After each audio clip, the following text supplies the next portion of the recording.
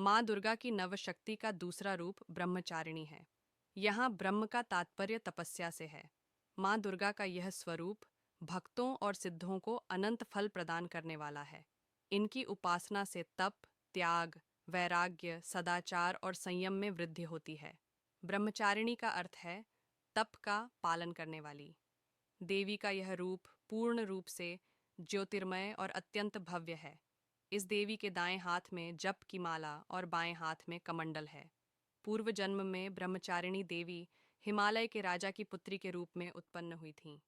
नारद जी के मार्गदर्शन से भगवान शिव को पति के रूप में पाने के लिए उन्होंने कठोर तपस्या की। इस तपस्या के फलस्वरूप उन्हें तपश्चारिणी या ब्रह्मचारिणी के नाम से जाना जाने लगा।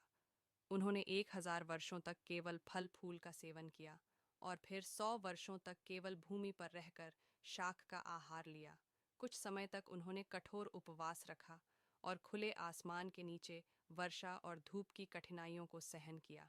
3000 वर्षों तक उन्होंने टूटे हुए बिल्व पत्र खाकर भगवान शंकर की आराधना की।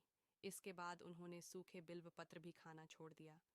कई हजार वर्षों तक निर्जल और निराहार रहकर तपस्या करती रहीं, जिसके कारण उनका नाम अपर्णा पड़ा। कठिन तपस्या के परिणाम स्वरूप देवी का शरीर अत्यंत दुर्बल हो गया। देवता, ऋषि, सिद्धगण और मुनियों ने ब्रह्मचारिणी की तपस्या को अद्वितीय पुण्य कार्य माना और उनकी प्रशंसा की। उन्होंने कहा, हे देवी, आज तक किसी ने इस प्रकार की कठोर तपस्या नहीं की।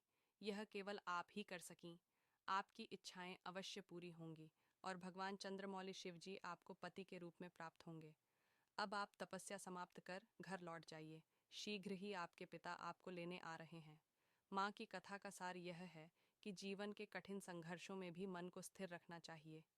माँ ब्रह्मचारिणी देवी की कृपा से सभी सिद्धियां प्राप्त होती हैं।